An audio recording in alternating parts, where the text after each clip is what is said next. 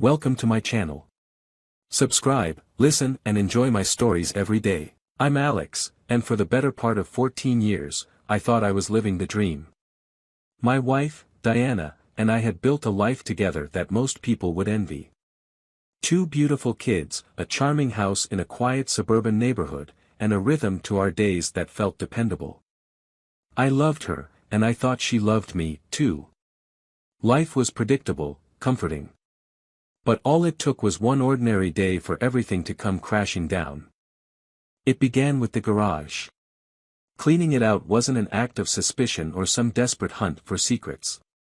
It was just me trying to make space for a new workbench. I'd promised myself I'd finally pick up woodworking as a hobby, something to break the monotony of the daily grind. As I rummaged through dusty boxes, tossing out broken tools and old knickknacks, I found a suitcase shoved into the corner behind a pile of old camping gear.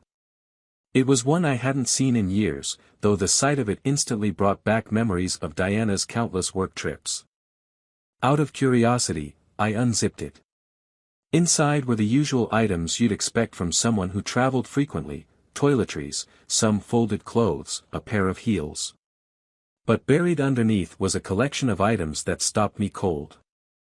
Keychains from Orlando, postcards from Miami, and even a hotel keycard from a 5-star resort in Napa Valley. These weren't places Diana had ever mentioned visiting. As far as I knew, her pharmaceutical conferences were mostly in Chicago or New York. I couldn't shake the feeling that something about this was off. I wanted to confront her right then and there. My mind raced with explanations she might give, but none of them felt plausible. Instead, I put everything back as I found it and shoved the suitcase into the same forgotten corner. If there was more to this, I needed to find out before tipping my hand. That night, as Diana laughed with the kids over dinner, I studied her in a way I hadn't in years. She was as radiant as ever, her chestnut hair cascading over her shoulders as she leaned in to share an inside joke with our daughter. It seemed impossible that she could be hiding anything. But when I kissed her goodnight, the unease refused to fade. The next few days, I tried to convince myself I was imagining things. Maybe the keychains were gifts from colleagues. Maybe the postcards were souvenirs she'd picked up for the kids and forgotten to give them. But the more I thought about it, the more I noticed subtle inconsistencies in her stories about work. She'd always been meticulous about keeping our family life and her career separate. Was that because she had something to hide? One evening, when Diana stepped out for her regular girls' night, I seized the opportunity. Her laptop sat open on the kitchen counter, as if daring me to look. I hesitated, feeling the weight of what I was about to do. I'd always prided myself on being the kind of husband who trusted his wife implicitly. But something inside me, call it instinct or desperation, pushed me forward. I opened her email. Most of it was mundane, work correspondence, a few forwarded jokes from friends. But then I found the folder labeled personal. It was there, buried among receipts and innocuous messages, that I found them. Emails between Diana and a man named Jeremy. The first few seemed innocent enough, discussing a conference they'd both attended years ago. But as I scrolled further back, the tone shifted. There were inside jokes, references to shared dinners, and finally, unmistakable terms of endearment. My hands shook as I read their exchanges. Counting down the days until I see you again. You were incredible last night. Can't stop thinking about you. A cold pit formed in my stomach. This wasn't some harmless flirtation. It was an affair. I sat there for what felt like hours, staring at the screen. My mind reeled with questions. How long had this been going on? Why? Was I not enough for her? Anger surged, but I forced myself to stay calm. If I confronted her without a plan, she'd deny everything. I needed more than a string of emails. The next few weeks were a blur of quiet investigation. I checked our credit card statements, noting charges at upscale restaurants and boutique hotels in cities Diana had never mentioned visiting. I looked through her phone bill and found repeated calls to a number I didn't recognize. When I plugged it into a reverse lookup service, the name Jeremy appeared again. I felt like a stranger in my own home. Every time Diana smiled at me or kissed me goodnight, I wondered how many lies were hidden behind her affection. But I played the role of the clueless husband to perfection. I didn't confront her. Not yet. Instead, I kept collecting evidence, building my case piece by painful piece. Then came the moment that confirmed everything. One evening, Diana left her purse on the kitchen counter while she went to check on the kids. My heart pounded as I unzipped it, half hoping I'd find nothing. But there it was, a receipt from a local jewelry store for a $3,000 purchase. The date on it matched one of her recent work trips. She hadn't bought anything for me, and I hadn't heard her mention any gifts for family or friends. I knew then that there was no going back. This wasn't some fleeting mistake or misunderstanding. Diana had built an elaborate web of lies, and I was the fool caught in it. But if she thought she could continue deceiving me, she was sorely mistaken. As I sat alone in the dark that night, the anger and betrayal began to morph into something colder, sharper. I wasn't going to let her destroy our family without consequences. If Diana wanted to play games, I was about to show her that I could play them better.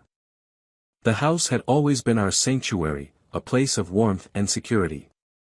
Now, every room felt like a stage where Diana performed the role of devoted wife and mother, while her lies simmered beneath the surface. The betrayal wasn't just about her affair, it was about the life she'd made me believe we were building together. And the more I thought about it, the angrier I became. But I didn't lash out. That would have been too easy. Instead, I channeled my energy into preparation. I wasn't going to confront her without leverage. If this marriage was ending, it would be on my terms. I started with the finances. Diana had always been meticulous about money, handling most of our bills and expenses. But she'd underestimated me. Over the years, I'd paid enough attention to know where everything was. Late one night, while she slept upstairs, I opened our joint account online. The balance was healthy, but as I scrolled through the transaction history, I saw patterns that made my stomach churn. There were charges at high-end restaurants and boutique hotels in cities Diana had never mentioned visiting.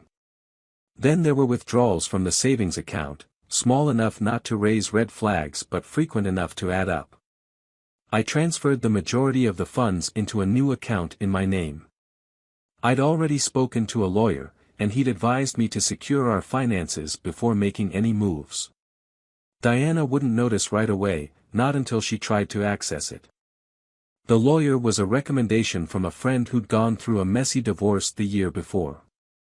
His name was Eric Benson, and he specialized in cases involving infidelity.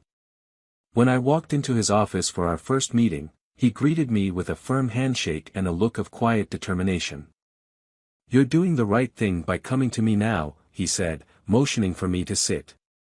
"The sooner we start building your case, the better."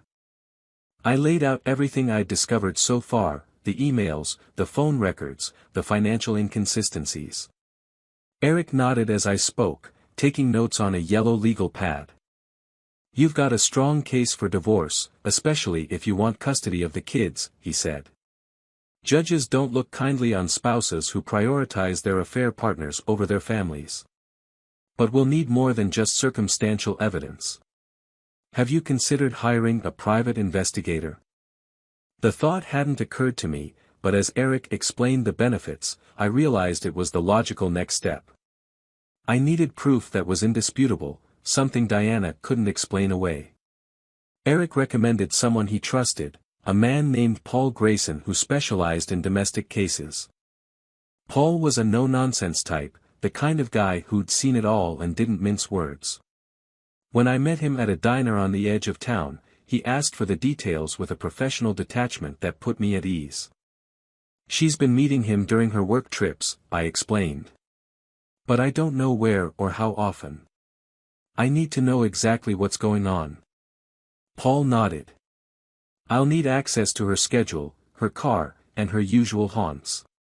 Do you have any idea who the guy is? His name's Jeremy, I said, sliding a printout of one of their email exchanges across the table. He works with her, but I don't know much else. Paul studied the email for a moment before folding it neatly and tucking it into his jacket pocket. I'll start with her next trip, he said. When's she heading out again? Next weekend, I replied. She's going to a conference in Chicago. Paul smirked. Chicago's a hot spot for these kinds of rendezvous. Don't worry. I'll find what you need. The week leading up to Diana's trip was excruciating. Every moment I spent in her presence felt like a lie, a charade I was forced to participate in. She still kissed me goodbye in the mornings and told me she loved me before bed, but I couldn't bring myself to say it back. Instead, I focused on the kids, pouring my energy into them to keep myself from unraveling. When Friday finally came, Diana packed her bags with an air of casual efficiency. It's just a quick trip, she said as she kissed me on the cheek. I'll be back Sunday evening. I forced a smile. Have a safe flight. As she walked out the door, I felt a strange mix of relief and dread. This was it, the moment where the cracks in our marriage would be laid bare. Paul had assured me he'd have updates by the end of the weekend, but waiting was agony. Saturday afternoon, my phone buzzed with a text from Paul. Got something. Call me when you can. I stepped into the garage, away from the kids, and dialed his number. He picked up on the second ring. She's with him, he said bluntly. They checked into a hotel together last night. I've got photos of them holding hands in the lobby, going up to the room. She hasn't left since. I swallowed hard, the weight of his words pressing down on me. Anything else? I'll keep tailing them until she leaves, he said.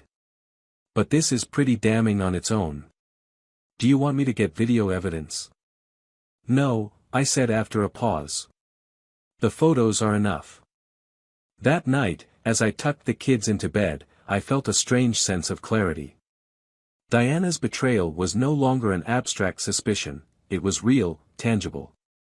And while part of me wanted to confront her, to scream and demand answers, I knew I had to bide my time. The storm was coming, but it wasn't time to unleash it just yet. Sunday evening, Diana walked through the door with the same practiced smile she always wore after her trips. Miss me? She asked, dropping her bags by the stairs. Of course, I replied, masking my disdain. She kissed me on the cheek, and for the first time, I felt nothing but cold fury. I knew her secret now. And soon, she would know just how far I was willing to go to make sure she paid for it. Diana returned from her conference with her usual charm, slipping seamlessly back into the rhythm of our home.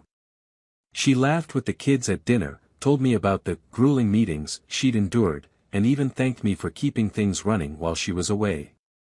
If I hadn't known better, I might have believed her. But the photos Paul had sent me told a different story, one of lingering glances, stolen touches, and a shared hotel room. I let her bask in the illusion that her deception was intact. As much as I wanted to confront her, to see the guilt on her face when she realized she'd been caught, I wasn't ready to show my cards. Not yet. There was too much at stake, the kids, the house, our finances. If I moved too soon, she might try to take it all from me. I needed to strike at the perfect moment, when there'd be no way for her to recover. In the meantime, I prepared. Every night after Diana went to bed, I reviewed the evidence Paul had gathered. The photos of her and Jeremy were damning, but they weren't the only pieces of the puzzle. Paul had also dug into Jeremy's background, uncovering details that painted him as a man who thrived on infidelity. He'd been divorced twice, both times for cheating, and his reputation at work was less than stellar. This wasn't a man Diana could build a future with. He was a fling, a fantasy. And yet, she'd risked everything for him. I compiled everything into a folder, the emails, the photos, the credit card statements. When it was all laid out, the sheer scope of her betrayal was staggering. She hadn't just been unfaithful, she'd constructed an elaborate double life. And she'd done it with the kind of precision that made me question how well I really knew her. One evening, while Diana was out running errands, I found myself sitting at the dining room table with the folder in front of me. I stared at it for a long time, thinking about the years we'd spent together. The vacations, the holidays, the nights spent talking about our dreams for the future. How much of it had been real? How much had been a lie? I thought about the kids, too. Emma and Tyler deserved better than this. They deserved a home where they didn't have to live under the shadow of their mother's deceit. And I'd make sure they got it. The opportunity came sooner than I expected. Diana had a habit of leaving her phone unattended when she showered, and one morning, while she was upstairs, it buzzed with a new message. I glanced at it out of reflex, and my stomach churned at what I saw. Last weekend was amazing. I can't stop thinking about you. Same time next month. It was from Jeremy. The audacity of it made my blood boil. Not only was she continuing the affair, but she was also so confident in her ability to deceive me that she didn't even bother to delete his messages. I took a screenshot of the text and sent it to myself. Then, I deleted the evidence from her phone. She'd never know I'd seen it. That evening, as we sat together on the couch, I decided to test the waters. You know, I began casually, we should take a trip. Just the two of us. It's been a while since we had some time to ourselves. Diana hesitated, her smile faltering for just a moment before she recovered. That sounds nice, she said. But work's so hectic right now. Maybe in a couple of months. A couple of months. Conveniently after her next rendezvous with Jeremy. I nodded, pretending to accept her excuse, but inside, I felt the final threads of our marriage unraveling. The days leading up to my confrontation felt like a slow burn. I went through the motions at work, smiled for the kids, and pretended everything was fine when Diana was around. But the tension inside me was building, a coiled spring waiting to snap. I knew I couldn't wait much longer. It happened on a Saturday. Diana had left the house in the morning, claiming she needed to pick up a few things for an upcoming client meeting. The kids were at a friend's house for the day, leaving me alone with my thoughts. I paced the living room, the folder of evidence sitting on the coffee table like a loaded gun. When Diana walked through the door, I was ready. Hey, she said, setting her bags on the counter. What's up? I didn't answer. Instead, I picked up the folder and handed it to her. You tell me. She looked at it, confused, before opening it. As her eyes scanned the contents, her expression shifted from confusion to shock, and finally, to fear. She closed the folder and set it down, her hands trembling. Alex, she began, her voice barely above a whisper. I can explain. Don't bother, I said, my voice cold. I've seen enough. She tried to defend herself, of course. She said it was a mistake, that she'd felt neglected, that Jeremy had been a momentary lapse in judgment. But I didn't let her excuses sway me. I told her about the photos, the messages, the receipts. I laid it all out, leaving no room for denial. You didn't just betray me, I said, my voice shaking with anger. You betrayed our family. Our kids. You threw everything away for what? Some guy who can't even keep a marriage together. Tears streamed down her face, but I felt no sympathy. I'll be filing for divorce on Monday, I continued. And I'll be asking for full custody of Emma and Tyler. They deserve a stable home, and that's not something you can provide. Diana begged me to reconsider. She promised to end things with Jeremy, to go to counseling, to do whatever it took to fix our marriage. But it was too late. The damage was done, and there was no going back. That night, I packed a bag and checked into a hotel. I needed space to think, to process everything that had happened. As I sat on the edge of the bed, staring at the city lights outside the window, I felt a strange sense of relief. The worst was over. The truth was out, and I was finally free to move forward. But this wasn't the end. There was still a battle ahead: divorce proceedings, custody hearings, the fallout with friends and family. Diana's betrayal had left scars that wouldn't heal easily. But I was determined to come out of it stronger, for myself and for the kids. The web Diana had woven was unraveling, and soon, she'd be caught in it herself. The following weeks were a whirlwind of legal meetings, whispered conversations with the kids, and a growing awareness that my life was shifting into uncharted territory. Diana moved into the guest room after I refused her tearful plea to work things out. The house became a battlefield of icy silences and careful avoidance. Every morning, I woke up wondering how I had missed the signs of her betrayal, how I had ignored the slow decay of our marriage. The divorce proceedings moved faster than expected. Eric, my lawyer, assured me that we were in a strong position. The evidence of Diana's affair was irrefutable, and I had primary custody of the kids locked down. Diana's lawyer, a tired-looking man named Alan, tried to negotiate for more favorable terms, but Eric's meticulous preparation left them with little room to maneuver. As the final court date approached, I felt a mix of satisfaction and dread. I was reclaiming my life, but the family we had built was crumbling into something unrecognizable. The kids knew something was wrong. Emma, my eldest, had started asking questions. I tried to shield them from the worst of it, but Emma was too perceptive to be fooled. "Why isn't Mom sleeping in your room anymore?" she asked one night as I tucked her in.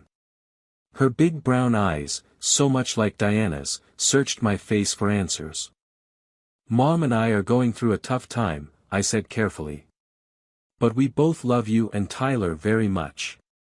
That will never change." She nodded, but her expression remained troubled. I kissed her forehead and silently cursed Diana for putting us in this position. The final court date came and went with little fanfare. The judge ruled in my favor, granting me primary custody and control of the house. Diana would have visitation rights and was required to attend counseling before petitioning for more time with the kids. It was a victory, but it felt hollow. As I walked out of the courthouse, folder in hand, I felt like a man who had won a war but lost everything in the process. Diana, standing on the courthouse steps, looked broken. Her hair was unkempt, her eyes red from crying. For a moment, I almost felt sorry for her. Almost. That night, as I sat alone in the living room, I decided to go through the last of her things. Most of her clothes and personal items were already packed up and waiting by the front door, but a box in the closet caught my eye. Inside were old photos, keepsakes, and a stack of journals I didn't know she kept. I flipped through one, my curiosity getting the better of me. The entry started innocently enough, notes about the kids, her work, and our life together. But as I read on, a different picture began to emerge. There were mentions of Jeremy, not just as a lover, but as something else entirely. Jeremy says he's almost ready to follow through. If Alex finds out, it will ruin everything, but we'll finally be free. The words sent a chill down my spine. What did she mean, follow through? I read further, piecing together the fragments of her thoughts. There were references to money, large amounts, and to someone named Caroline. I didn't recognize the name, but it seemed she was deeply involved in whatever Diana and Jeremy had planned. Then I found it, an entry from just 2 months ago. The life insurance policy went through. Caroline helped finalize the paperwork. Now it's just a matter of timing. I feel terrible, but Jeremy says we'll be happier this way. Alex won't suffer. It will be quick, clean. And the kids will never have to know. My heart raced as the words sank in. Life insurance. Quick, clean. They were planning something that involved me. My mind reeled with possibilities, each more terrifying than the last. Had this been more than an affair all along? Had Diana been plotting to? I needed answers. My hands shaking, I called Eric. He picked up on the second ring. Alex? What's going on? I need your help, I said, my voice barely steady. Something's wrong. Diana, she was planning something. I think I'm in danger. Eric didn't waste any time. Within hours, he had investigators looking into Diana's finances and connections. What they uncovered was worse than I could have imagined. Diana had taken out a substantial life insurance policy in my name just 6 months before the affair came to light. The beneficiary? Her. And Jeremy wasn't just her lover. He was a known con artist with a history of orchestrating similar schemes. Together, they had been planning to stage an accident that would leave Diana a wealthy widow. I felt like the ground had been ripped out from under me. The woman I had loved, the mother of my children, had been plotting my death. The betrayal was no longer just emotional, it was a matter of survival. Eric immediately contacted the authorities, who opened an investigation. Diana's emails, her journals, and the financial records painted a clear picture of conspiracy. Within a week, she was arrested. The kids were with me when the police came to the house to take her away. I tried to shield them from the sight, but Emma caught a glimpse of her mother being led away in handcuffs. "Dad," she whispered, clutching my hand. "What's happening?" "Everything's going to be okay," I said, though I wasn't sure if I believed it. The trial was swift. With the evidence against her, Diana had little choice but to plead guilty.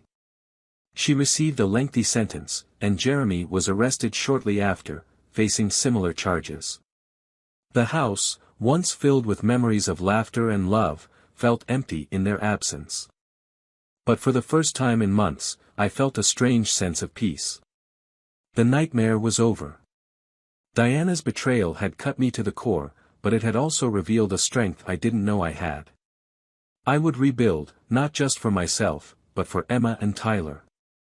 They deserved a life free from lies and deceit. As I stood in the doorway of the house, watching the kids play in the yard, I felt a glimmer of hope. The web Diana had woven was gone, torn apart by her own greed. And while the scars would remain, I knew we'd find a way to heal. Together.